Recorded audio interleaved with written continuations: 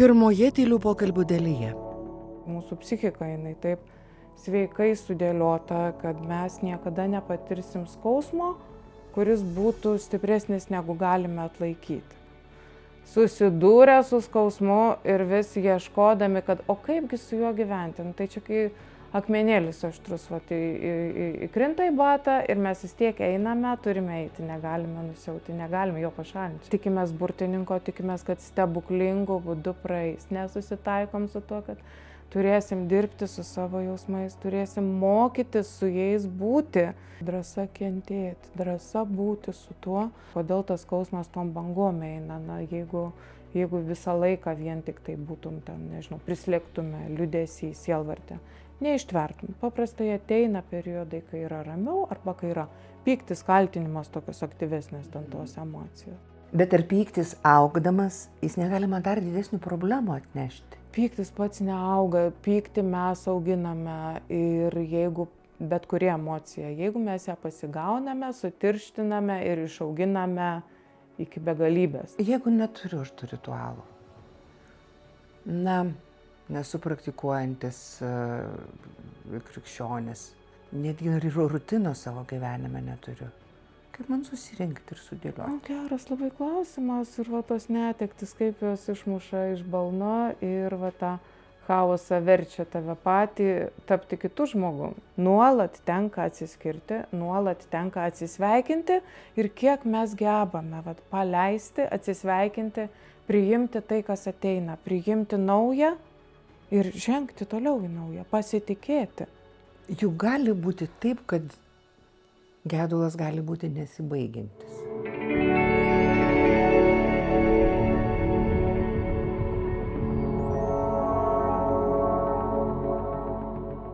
Kodėl skausmas kartais toks pavėluotas būna? Taigi būna, atsitinka nelaimė, tu netenki.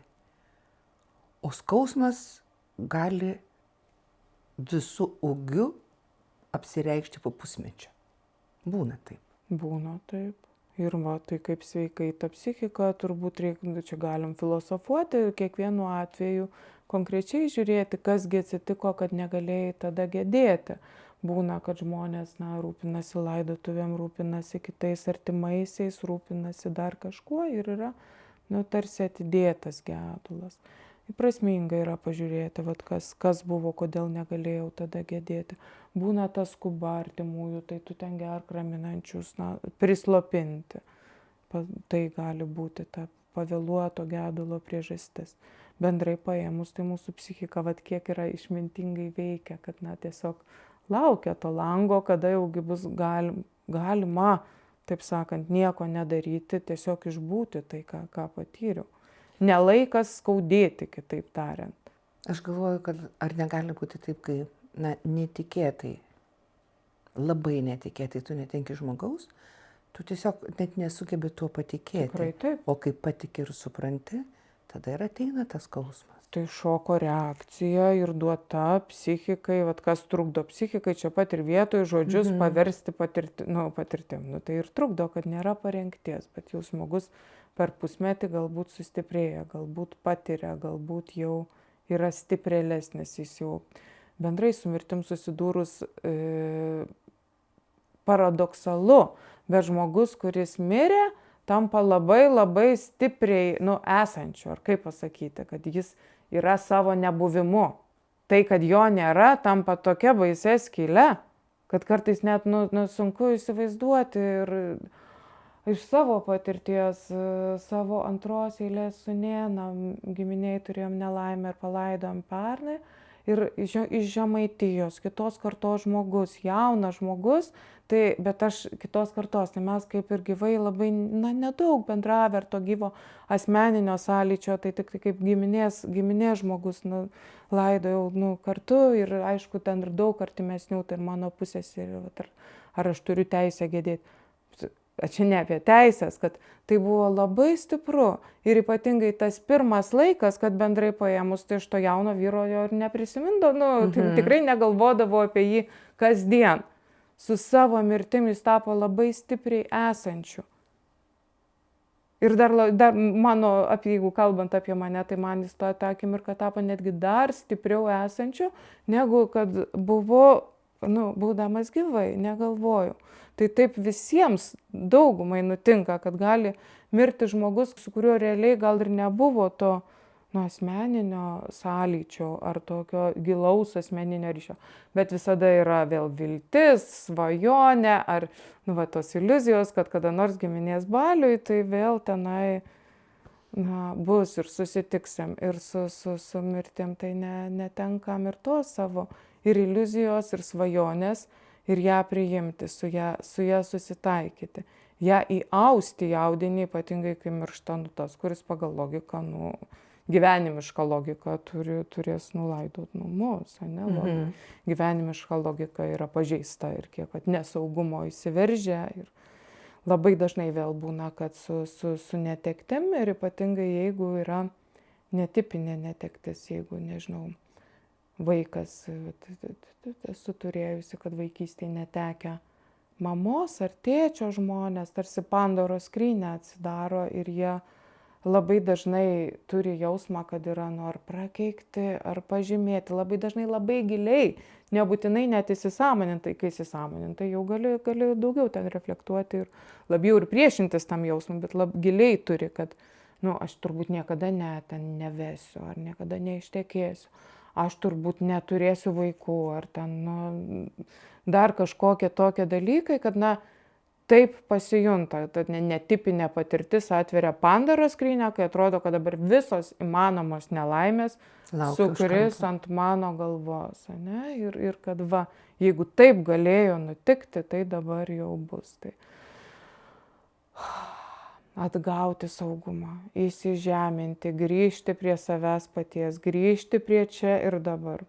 Pastebėti, kur ten nesąmoningai, kokiose dausose tos mintys skrajoja ir kasgi čia su manim atsitiko, pasakose, mituose labai, labai gražiai išreikšta. Tai Loto žmona, kai Lotas gelbstisi ten nuo biblijinio ten to prakeiksmo, Sodomos Gomoros sunaikinimo. Taigi yra nuoroda, kad nežiūrėk, kad gal druskos stulpu pavirsi. Ir jie atsigręžia atgal ir pavirsta druskos stulpu. Tai dairydamiesi atgal mes sustingstam. Dairydamiesi atgal nuolat, norėdami tą tarsi sulaikyti, tarsi padaryti kažką kitaip. Nesusitaikydami, nepriimdami savo ribotų galių, žmogiškų galių, negalim pakeisti. Tai yra tikrovė. Norėčiau paklausti, paprašyti, pakalbėti apie pyktį, kurį netekęs žmogus nukreipia į Dievą. Mano šeima netgi turi tokią patirtį. Mirė mano močiutės mama, kai jai buvo 14 metų, labai tikinti šeima, ir mano močiutė supyko. Dievo nėra. Jeigu jisai mane paliko našlaitę, arba jis yra neteisingas, jeigu jis yra, man jo nereikia. Aš manau, kad ne vienas žmogus išgyvena tokį dalyką. Taip, galiu suprasti ir protestą, ir atmetimą, ir labai vaisinga emocija, sakyčiau, jausmas toliau ten su tuo būti. Ir vėlgi išplečiant, atsiremiant pasaulinę patirtį, visą Jobo knygą. Taigi visa yra apie tai, kokia neteisybė ištiko ir Jobo bandymą kalbėtis su Dievu, kaip neteisingai vis tik čia buvo.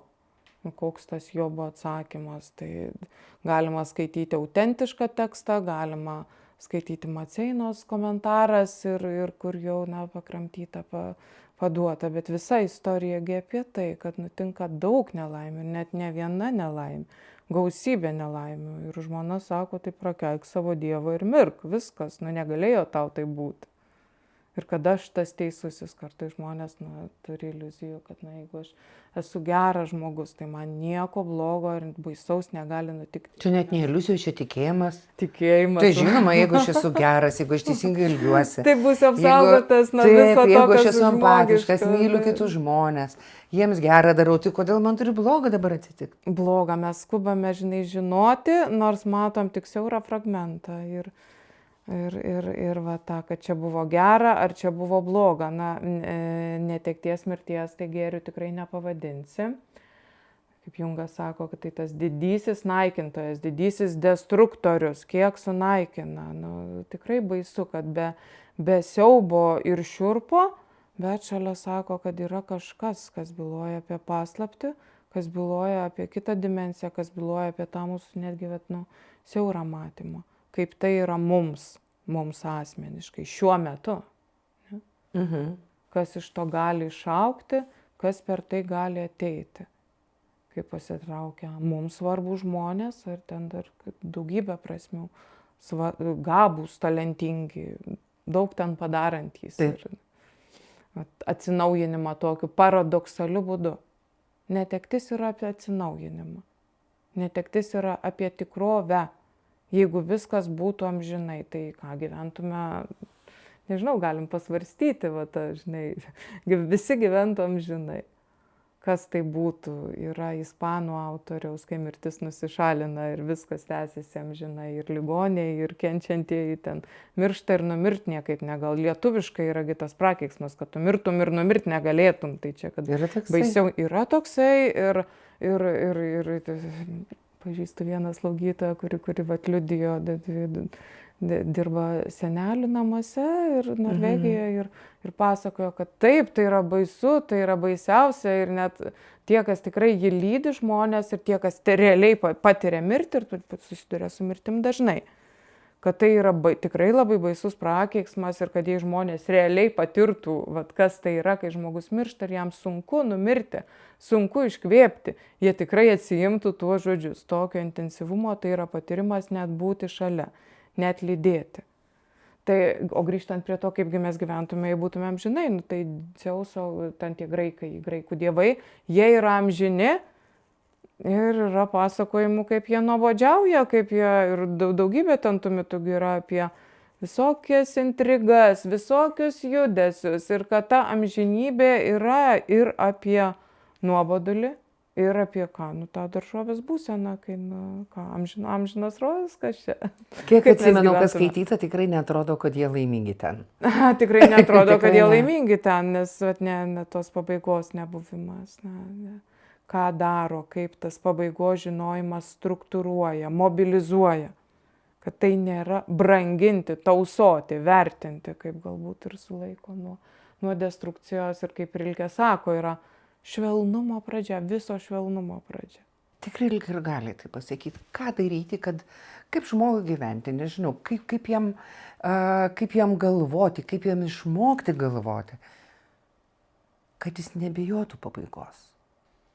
Kodėl mes apie tai nekalbam? Todėl, kad mums nejauku. Yra tokių, kurie pasakys, nebijau iš mirties, ar kiek nesijaudinu, tokių lemtimi, kada jinai jau ten man paskaičiuota, tada ir atsitiks. Ir bijau tik tai, kad tai atsitiks nestaigiai ir teks man gulėti, teks man sirgti, šito aš bijau. Paradoksas ir kaip yra apsivertę, jeigu viduramžiais tai buvo tie geros mirties vadovėliai ir baisiausia ir buvo ir maldose užkoduota ta formulė, kad apsaugok nuo staigios ir netikėtos mirties. Čia yra baisiausia.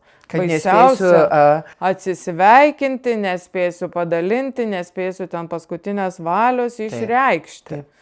Tradiciniam kaime mirties nebaisu, tai yra gyvenimo dalis, kur reikia pasiruošti ir kad tai seniau, bet žinai, kai trūksta proto, gali papročių pasiremti ir labai vaisinga kartais to papročių pasiremti, neapversti, kad tai aš noriu staigiai, ne? Tai be pasiruošimo, be pabaigos, be atsisveikinimo, be atsiprašymo, be susitikimo. Po manęs, kad ir tvanas.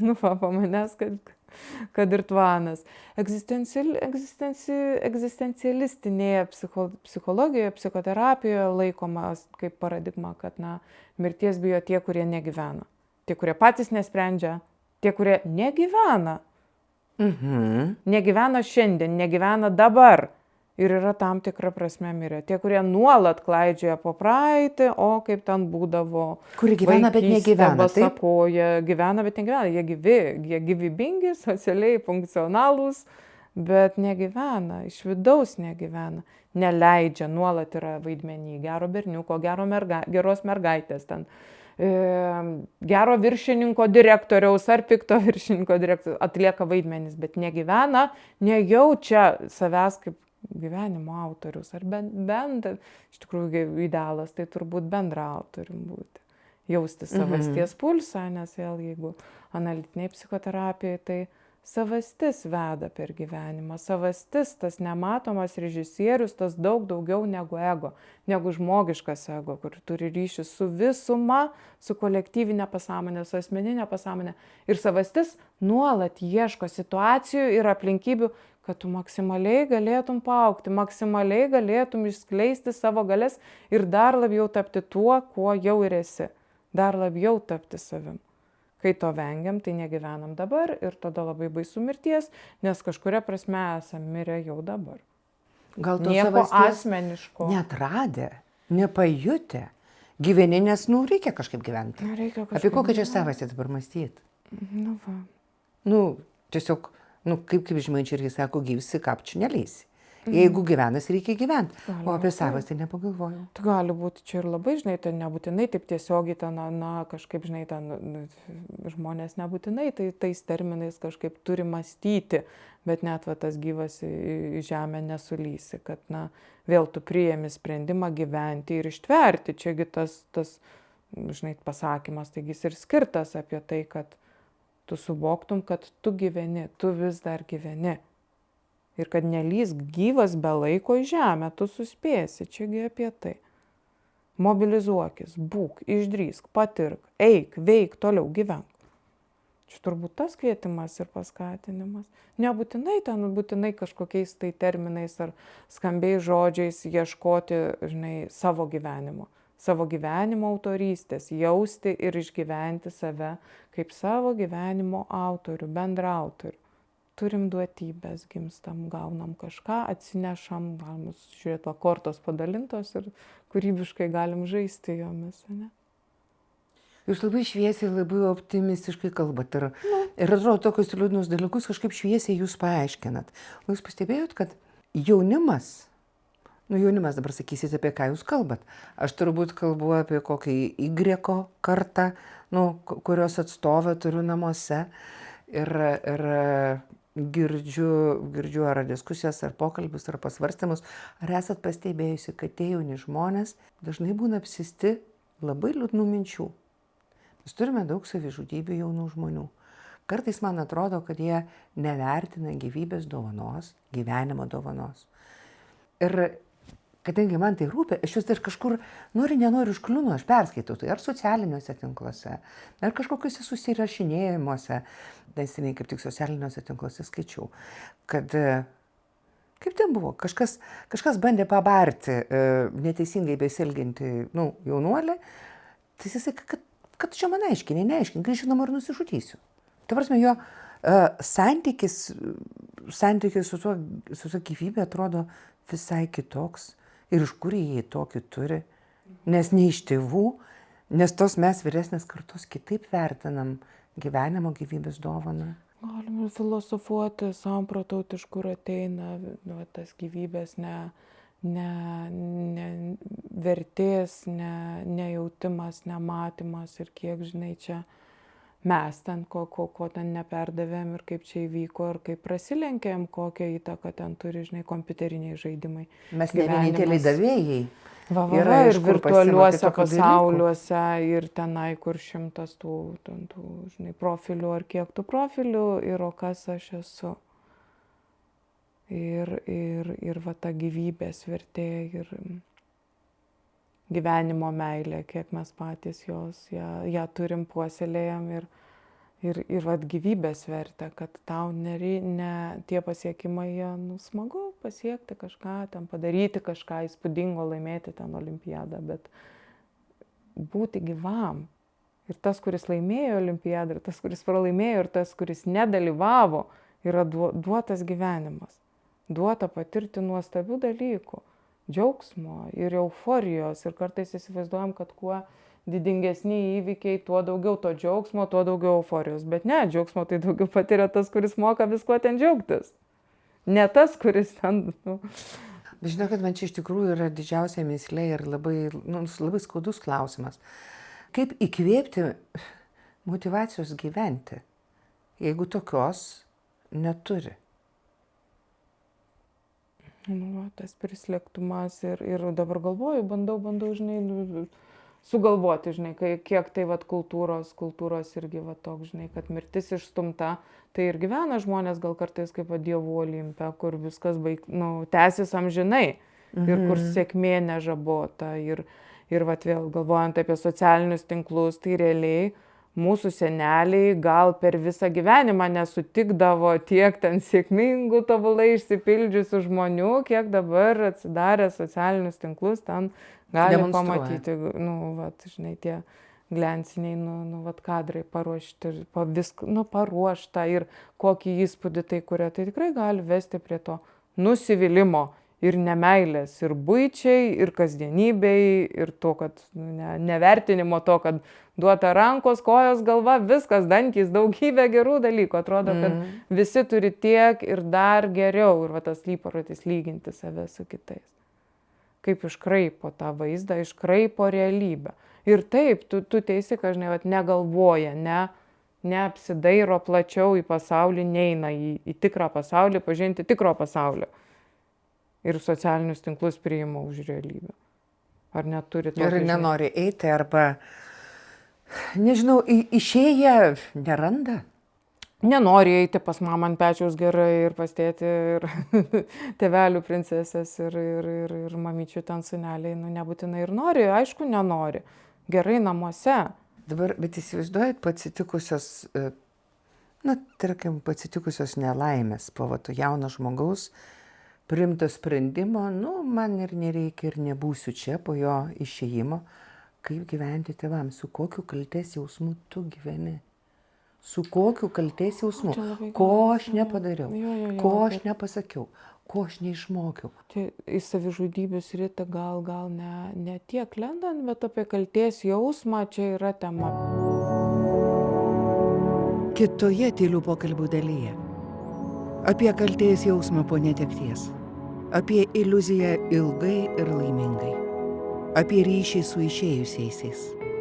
Reikia saugoti vaikus nuo pažinties su mirtimi.